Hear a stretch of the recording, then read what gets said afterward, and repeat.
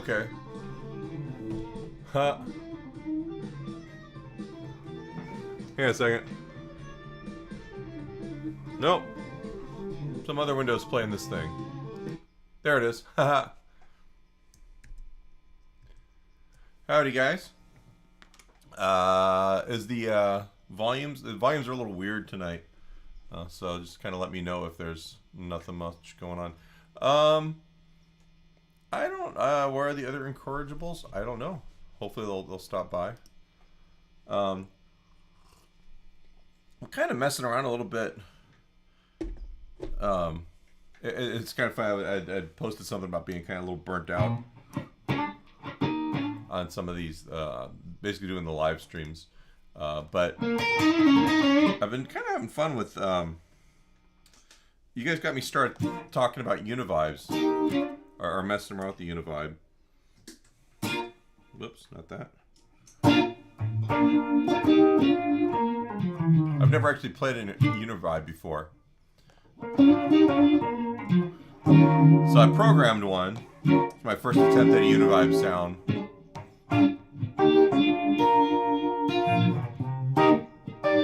And I kind of liked it. So let's play a little bit with that. Talking is much quieter than the guitaring. Okay. La la. La la la la. How's that? I'll turn down the amp a little bit. Is that better?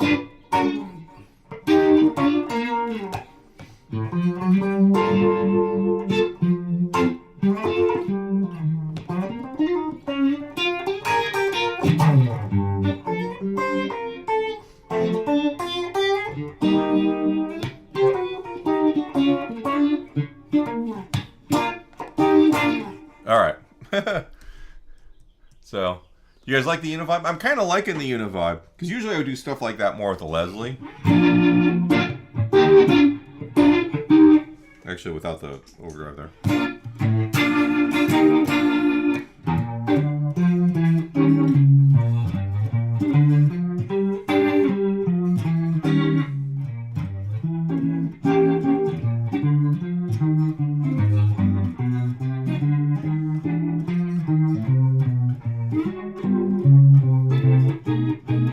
That's a cool sound too, but Univibes new. Like, it's funny. I've spent my entire life never really being too interested in Univibes, and then we had a thing on the forum about like, hey, let's fill a spot on my my pedal board because I realized I don't need my MXR phaser anymore. It's really kind of redundant.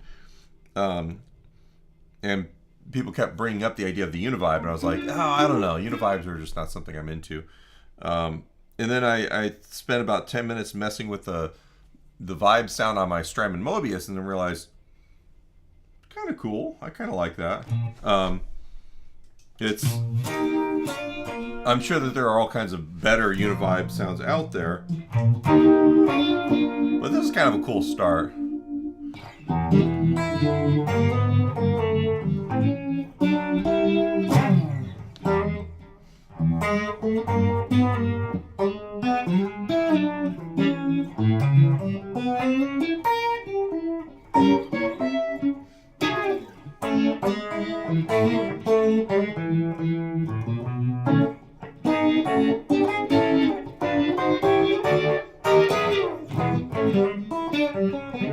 Anyway, so then what completed the evolution is I still have a spot left because that's not taking the place of the phase 90. And the reality is that, you know, nature abhors a vacuum. So actually I got a picture of the pedal board here, I think. Nope, that's a gig. Oh, here we go, pedal board. All right, so you can see here in the lower kind of rightish corner, the orange pedal, that's the phase 90. And I've loved that pedal forever. It's got a little bit of a volume drop in this context, and it makes it a little tricky because then I have to pair it with something else in order to get it to sound at the same volume. So what I kind of did was, you know, if you mess around with the Strymon phaser, it's not too bad. I think here we go.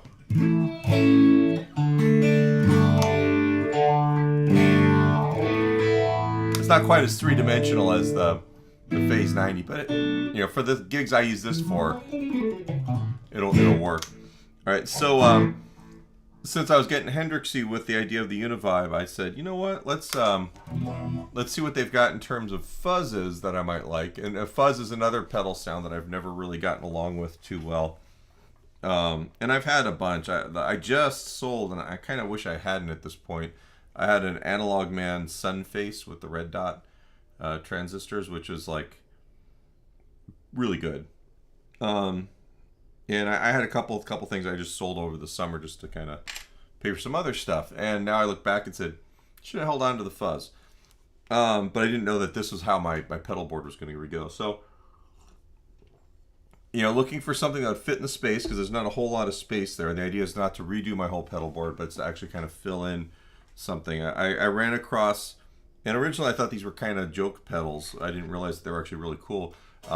Dunlop has come out with these mini fuzz faces, and they're pretty good. I had one of the original, like the giant red landmine ones from the 90s. Original, not original, but older, you know. And man, that thing sucked. That was a terrible pedal.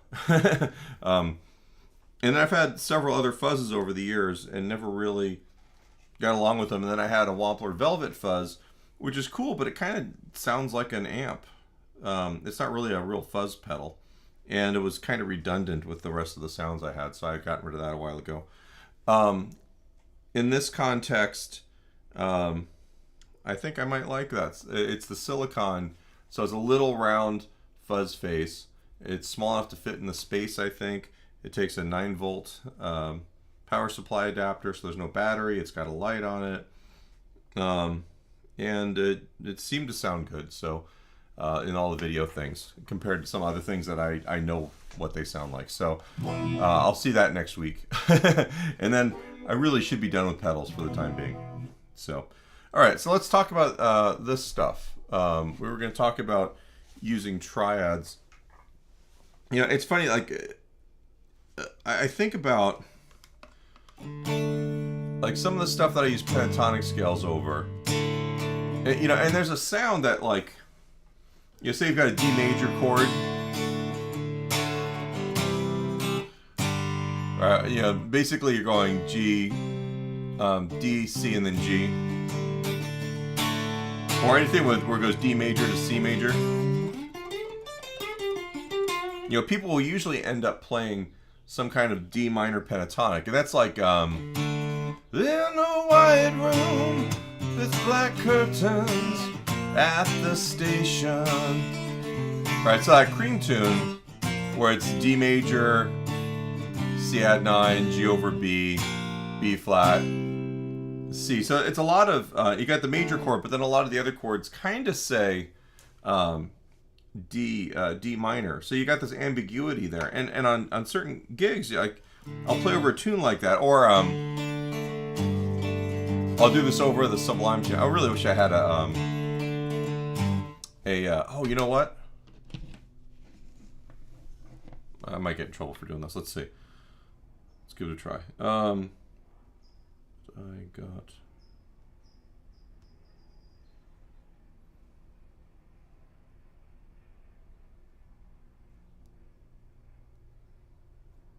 All right. Am I getting...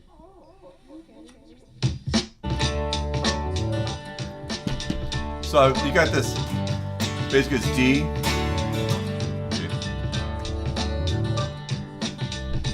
There's that one. And over this, you can play a couple things, right? One of them,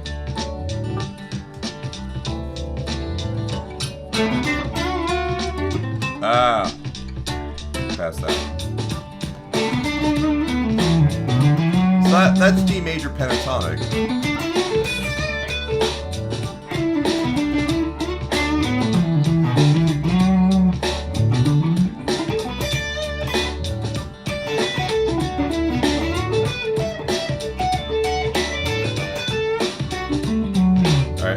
The other thing is,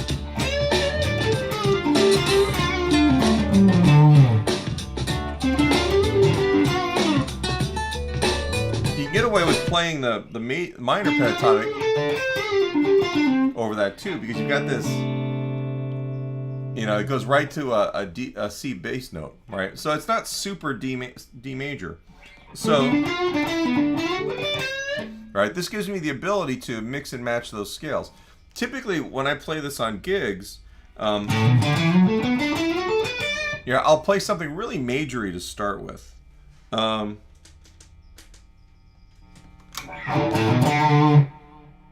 So, give me a second for this.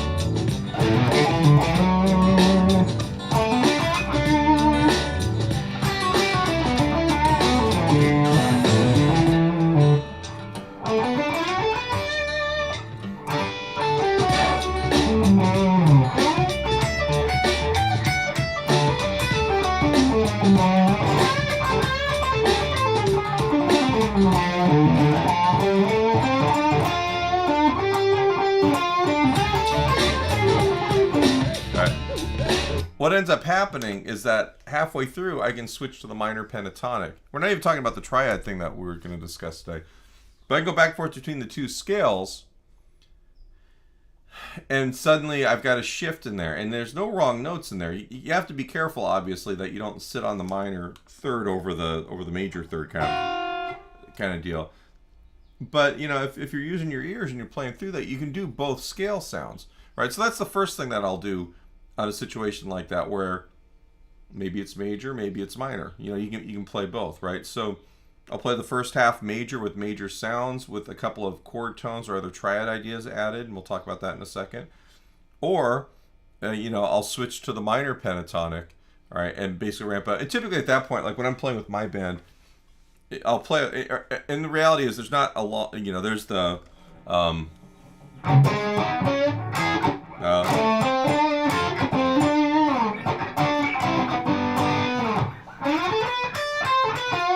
whatever that solo is, it's been a year.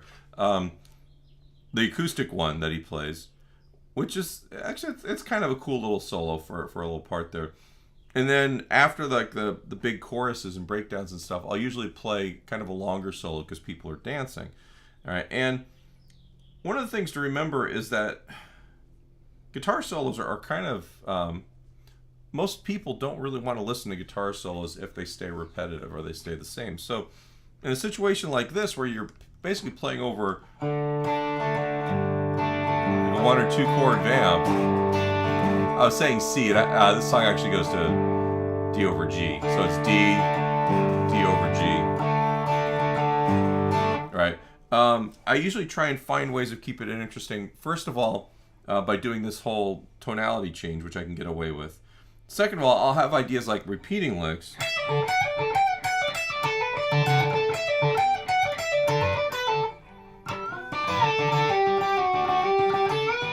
You know, you can kind of vamp on stuff like that too. And we'll talk about all these little tricks and textures as we go through this. I was not planning on working on this tune today, but it actually kind of gives us a little bit of a canvas to work on. All right, so the first thing is that we're playing in D major. And an easy scale pattern to work with here. Oops.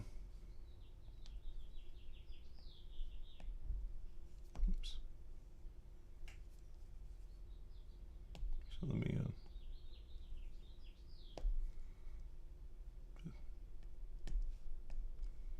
there's the root, 2, 3.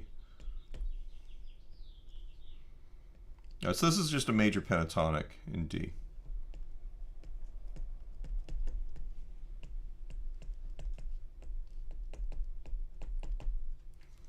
Okay. So, and it's that the box pattern everybody knows and loves. And everyone kind of struggles with because it's just like your minor pentatonic. Right? But it gives us kind of a starting point. Now within that,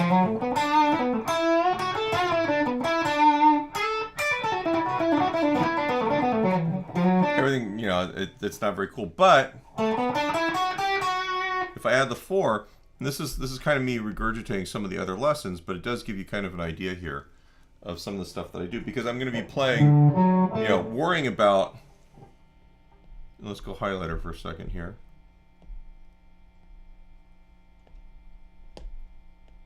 Root 3 5 root 3 5 root, right? In that position, that's where your chord tones are. And then, oops, did I highlight the 6? Well, what did I? Okay, so I've got those notes, and in a lot of the lessons that we've done, right, the first thing that we add is the 4. You add it there, you can add it there.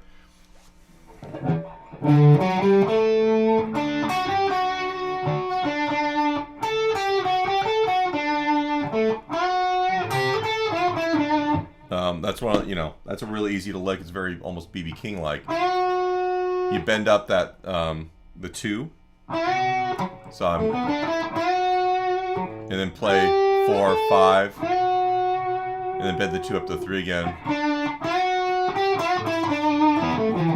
You know, if you guys are familiar with People Get Ready, the Jeff Beck, Rod Stewart version.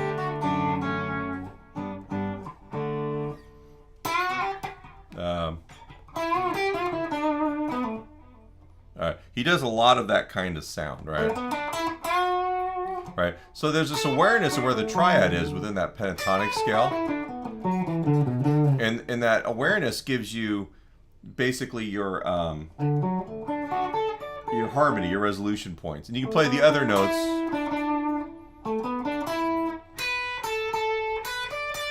Right, and you can see I'm going 6 5 6 root, 6 5. There's the 4 there. Wants to resolve there. If I go root 2, kind of wants to resolve down to the root there, or all right. But you can play things like where you're bending up to the 3rd from the 2 right there, and then hit the 4, and do the resolution there.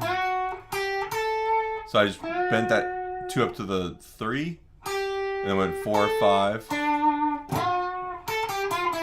did the bend, went 5/4, and then do the bend and resolve to the root. All right. There's a lot of mileage you can get out of it to play real vocally, and that's one of the things that we really shoot for. Excuse time. I finally, like, with all of the hand washing and disinfecting with alcohol, I blew my fingertip up. So every once in a while I catch the string on basically a cracked fingertip, and it hurts, and then I play something crappy. So I apologize for that. So I'm using weird fingerings tonight to get around that, but hopefully you're seeing it. So that's kind of the first thing without adding any additional triads to this major sound. All right, those are things that I can do over this. And I'll play just that sound.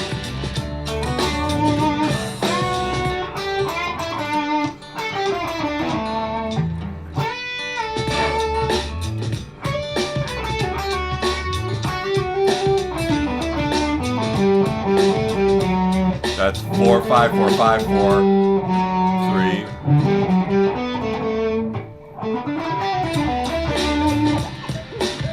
Now, it kind of sucks to play in that position. So we have a couple of other things we can consider. All right. And one of them is doing essentially like a 3-note per string deal. All right. It's kind of rehashing old lessons, but I think you'll kind of see why here in a second.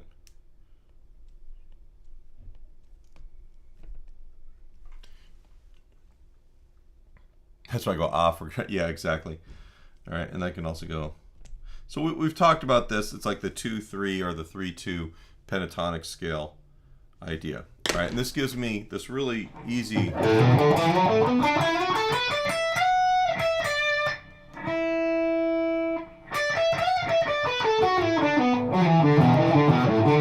Easy path through that. So just playing that idea over this.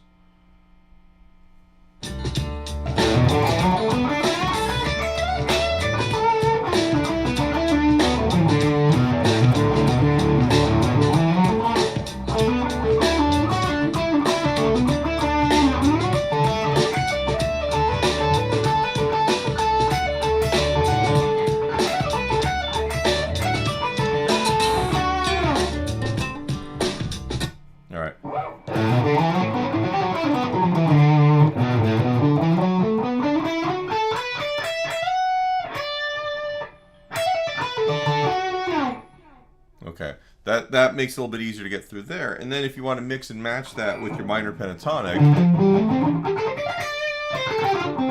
right? Suddenly I've got this whole thing here.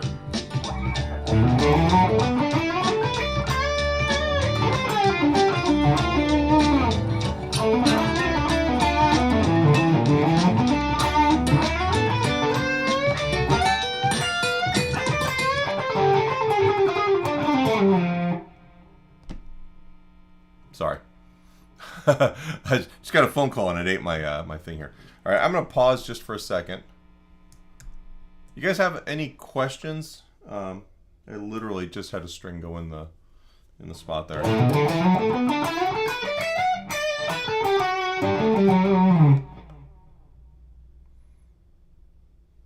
So, oops. Making sure you guys aren't getting my messages here. Anyway, totally lost my train of thought. So that's kind of the first thing on that. And you can use that whole thing, like you can play over this tune, something like White Room by Cream. It works over like Dear Prudence. Anything with that kind of chord progression where maybe it's minor, maybe it's major, but you start off with a D major chord. Right. Now, within those sounds, though, we can also throw down a put this way here, so we get you more bang for your buck on the screen. Not necessarily.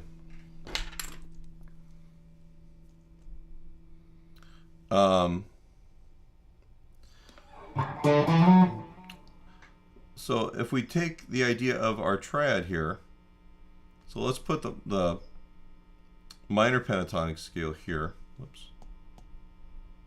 No.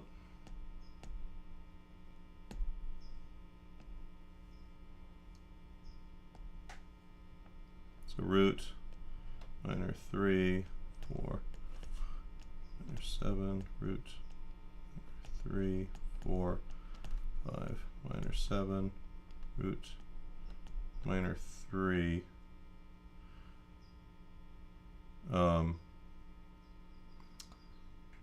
And then kind of superimpose a major triad here. Root, 3, 5. There's the root. There's a 3 right there. And we're also going to toss the 4s in. Out here, here 4 right there. And you have a minor pentatonic.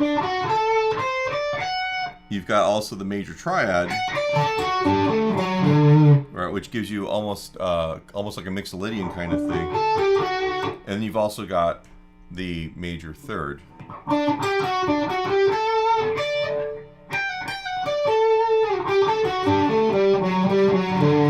Right, so the combination.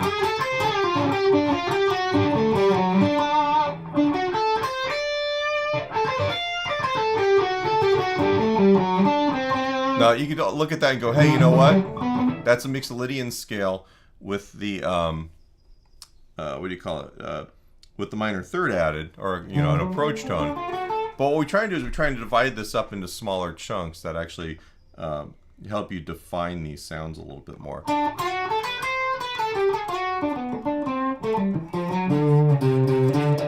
Right. So what I have here, I've got like almost like a blues lick, right? I can go minor third, third, 5, 6, and then root twice.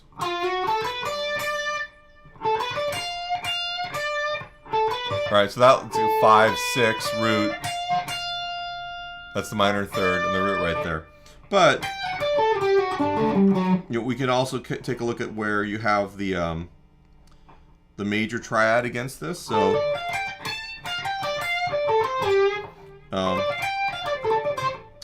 sorry, my mind just kind of got a little scattered here. The minor pentatonic here, but within that, there's the major. It's like the D shape down here, the open D.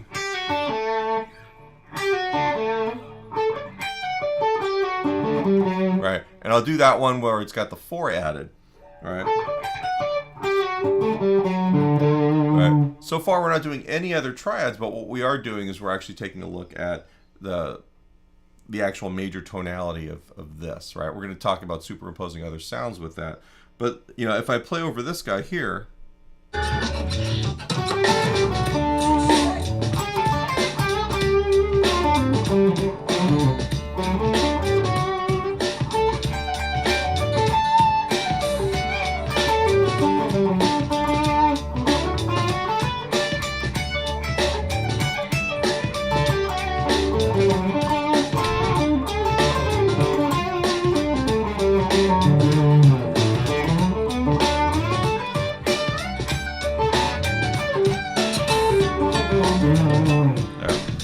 All of that stuff is basically me taking those various sounds that we talked about.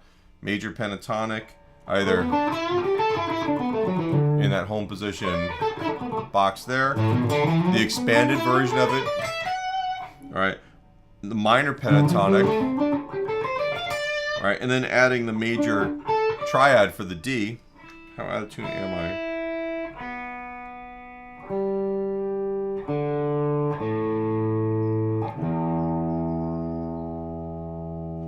Hang on a second, guys.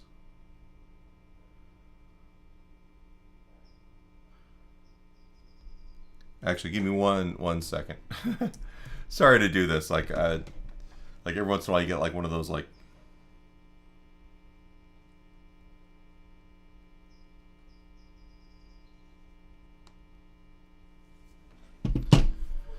All right. Anyway.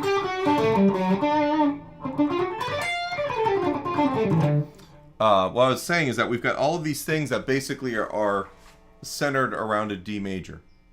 or a D root, right? And you got the major tonality, you got the minor tonality, you've got the arpeggio that actually says, hey, this is D major. All right, and all of this, even though we're talking about minor pentatonics as well, it's really still to play over a major rock sound, all right, and get some of that like rock and roll kind of thing. Because you know, a lot of that 60s, 70s rock, they were getting away with playing minor pentatonic scales over major stuff, and there's ways of doing it, and I think it's still useful. You know, I really do. And I like using it over, like, even if I was playing over like a, not even something like this, but if we were to go, like just a D7,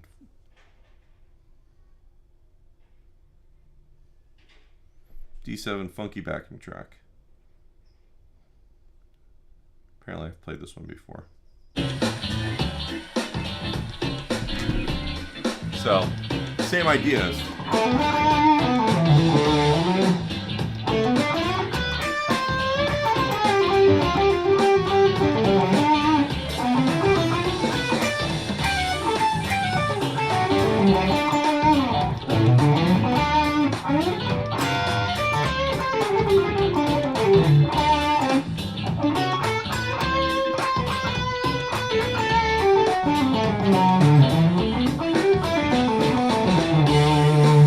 All that's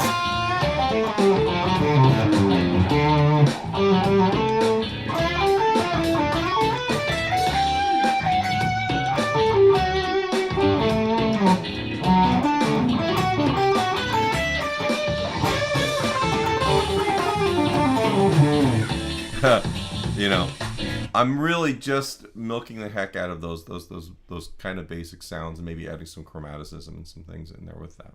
I'm going to pause just for a second, let you guys, if you guys have any questions or any issues, concerns, commentary, and get some coffee.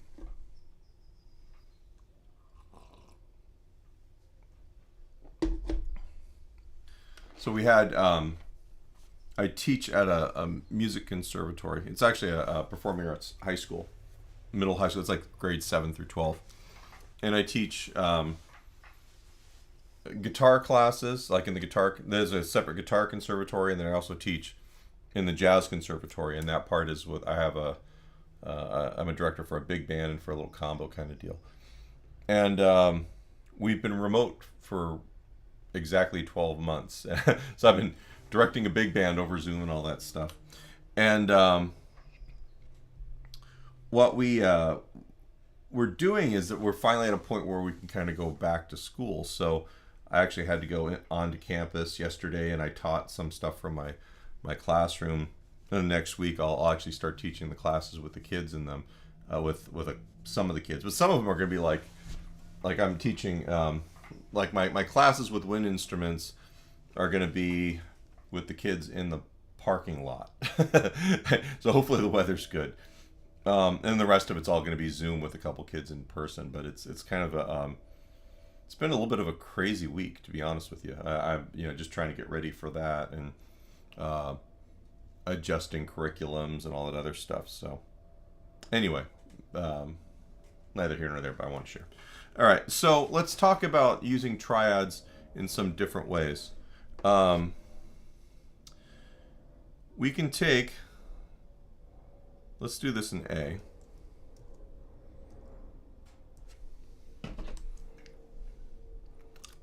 Say we're doing A major pentatonic.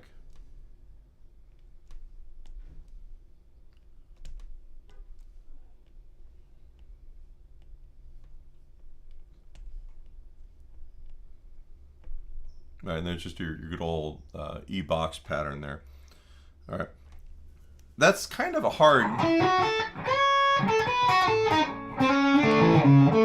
pattern to play, and a lot of people don't like that, and then they end up,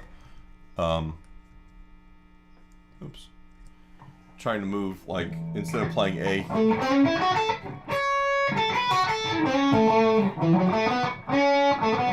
there, where they're actually more used to that. All right, And you know, if you keep in mind, you know, you've got all the same stuff you have in those other patterns. So there, it's not quite so hard, right? But there are some things that I'll do in this position. Like I like if I'm playing in C major or A major in this case, not just playing the A chord, but also playing an E major chord. Right, that gives me a really cool thing to work with in terms of bouncing between the tension notes or the color notes and then the resolution notes. Right, in this case, and I actually got this idea from a Django Reinhardt solo. I think it's a version of like Sweet Georgia Brown or something like that years ago. All right, so the idea here is that in red I'll put the E. And this is 3, 5, here's the root, 3. You can also put the root right there. So red is E. I've got this arpeggio, E major triad, right? So I'm playing an A.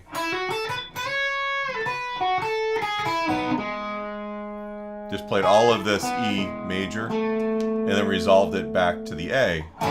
And now I'm in place. So if I was to take, let me get one of my backing tracks here off of my channel.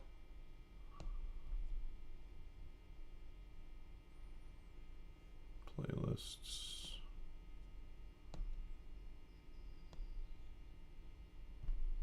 Okay, so we're in A.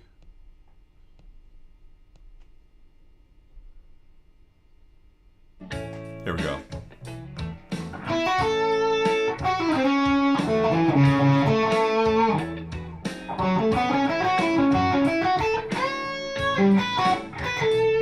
I can always add in that E major as kind of a walk into the A major sound.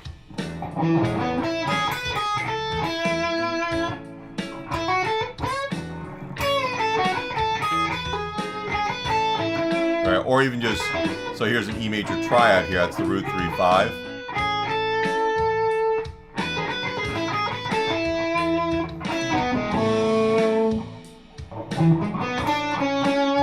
Alright, because what happens here is we're just talking about straight chord harmony. Right, the 5 chord, and we've talked about this in other lessons, the 5 chord wants to resolve back to the 1 chord. Right, so even without having that chord in what you're playing over, you know, you've got this triad that really wants to resolve into the A. Right? So, you know, make use of it, right? You can be playing, I'll play anywhere, I'll kind of go back and forth between these sounds.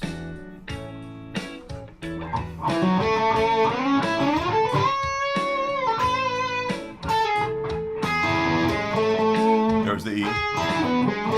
There's the A.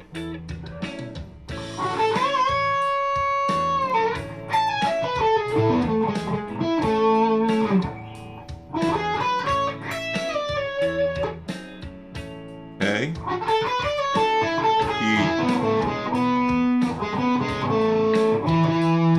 E. E back to the A. You can go back and forth.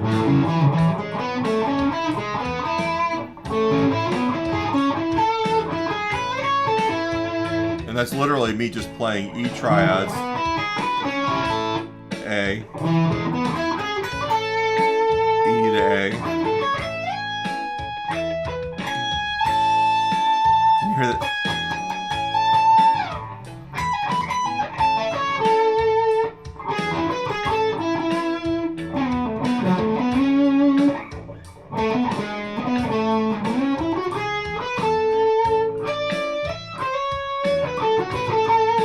Now, one thing to kind of consider here, before we were talking about using the 4, 3 kind of thing with the A major, root 3, 5, root 3, but then adding the 4 in there, right? And that gives us a little bit of motion, a little bit of resolution back into the A. But what that 4 is really that's the, out of the E chord, that's the major 7, right? So you've got 2 notes here in that E7 chord.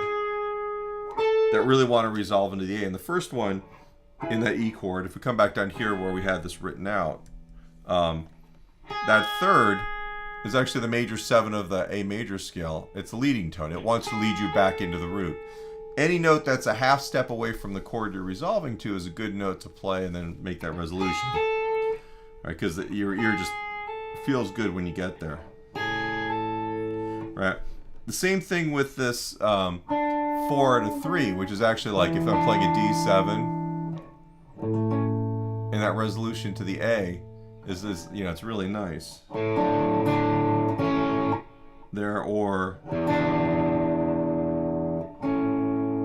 put the root note in there. Right. So if you just use those notes, either the E triad or the E7 triad, what you're doing is you're creating this expectation of resolution. All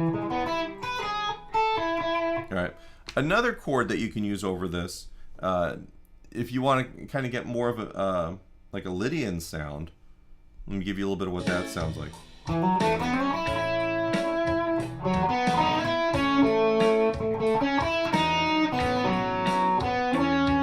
Right, is I'll play the 2 chord as a major chord, as a major triad. So in A major, I'll play a B major over that, and then resolve to that A. Right, that gives me almost like a Steve Vai kind of sound. So A, B, and then into the A chord.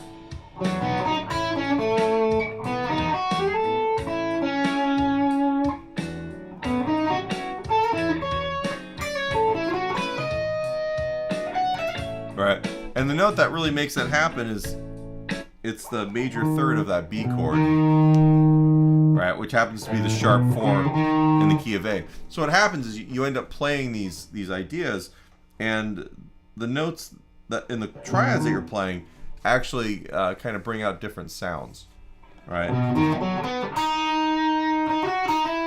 Right.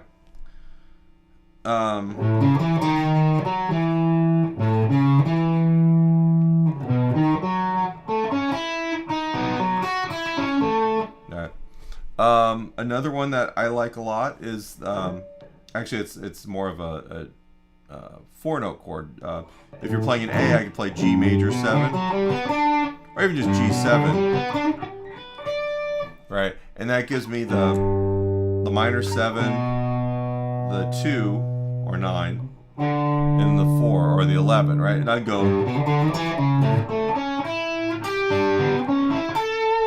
All right, so over this.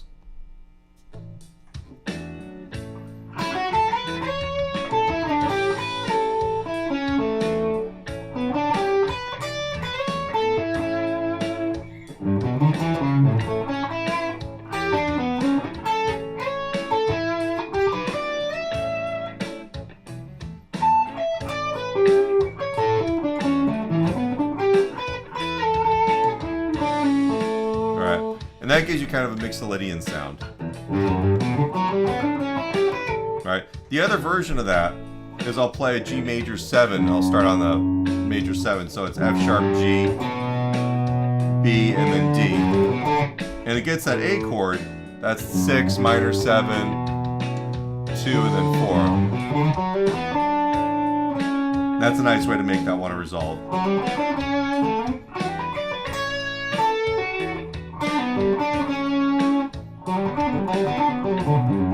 Right. It's also kind of easier to play quicker.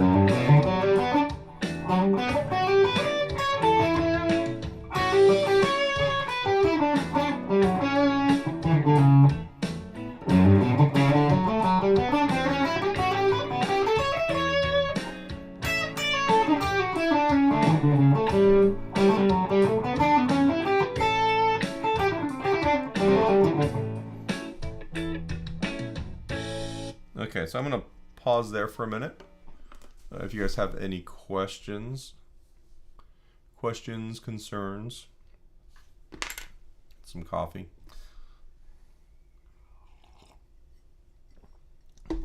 And the nice thing is that all of that stuff, you know, I could be playing all of those triad ideas.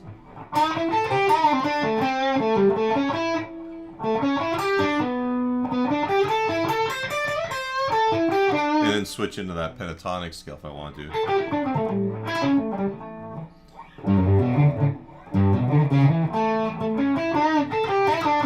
There's a Steely Dan tune. Well,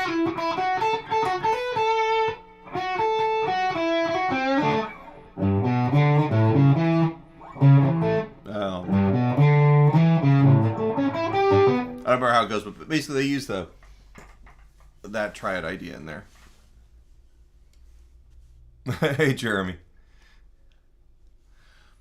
So, you guys have any questions, any concerns, any requests?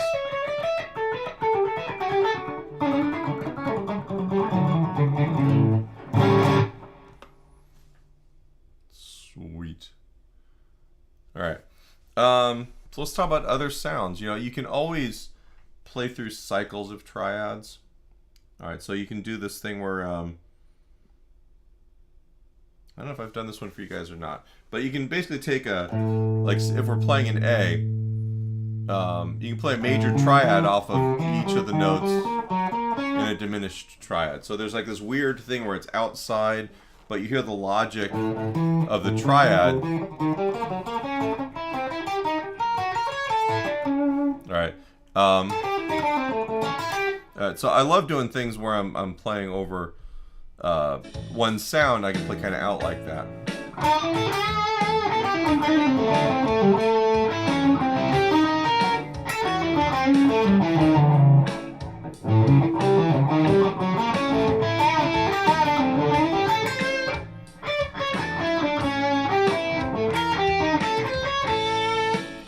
Gets weird. That's usually better over a dominant chord sound. At least I got a good dominant.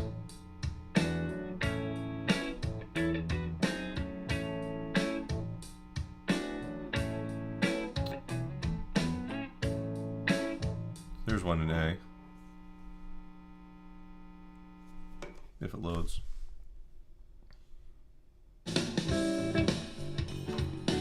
This is probably a better example.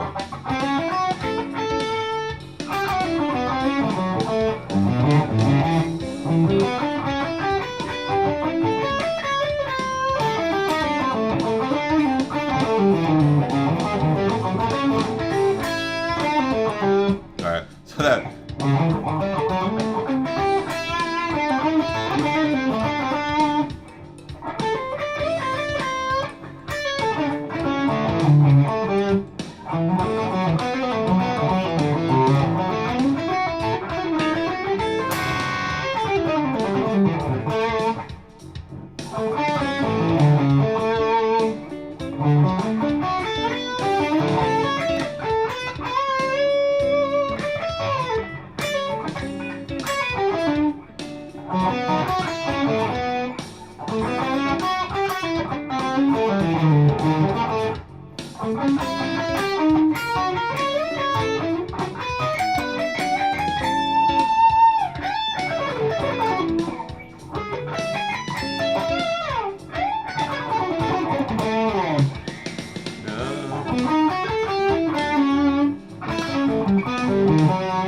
So there's the we're in A, B major triad, G major, right? So I've got the Lydian sound, right? And then the G major is actually what gives us the mixed Lydian sound because you have the minor. So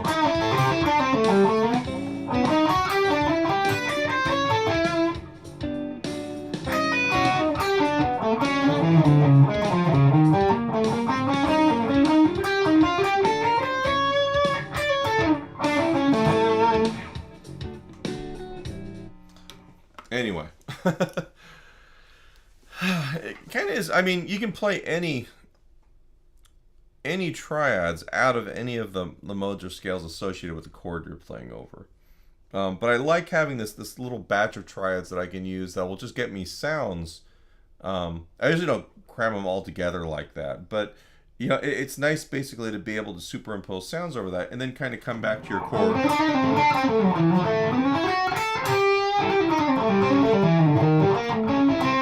Alright, yeah, it gives you the ability to kind of do your rock and roll thing, and then do something that's a little bit more sophisticated or different or angular or whatever it is that you're shooting for.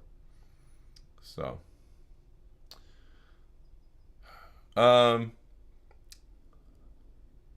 Let me ask you guys, is there anything you guys want to work on or talk about? I was originally doing these and covering the materials I was giving my guitar conservatory kids, but right now they're going back and forth between funk rhythm guitar and bluegrass flat picking. We're actually working on cross picking this week. Not necessarily something that I think ends up being very popular with the people that watch these videos. So I've got a bunch of requests for some Albert King, so I was looking at doing maybe a bit of I'll Play the Blues for You or something like that, and kind of talking about styles. If you guys are interested in that sort of thing, let me know. I just have to do some transcriptions and make sure that I have the stuff under my fingers. I'll play a lot of this stuff because I have a familiarity with how to get these sounds, but actually teaching them means I need to make sure that I have something to show you guys specific to a solo, so I want to prepare some things for you. That's pretty much it. So if you guys have any, like I said, any questions, issues, put them in the comments. If you want to, if you enjoyed the video, give me a thumbs up, subscribe, all that happy stuff. Maybe I'll talk about fuzz pedals next week. I don't know. But I'll probably let it roll today. And then I'll probably see you guys on Saturday morning. All right. Have a good night, guys.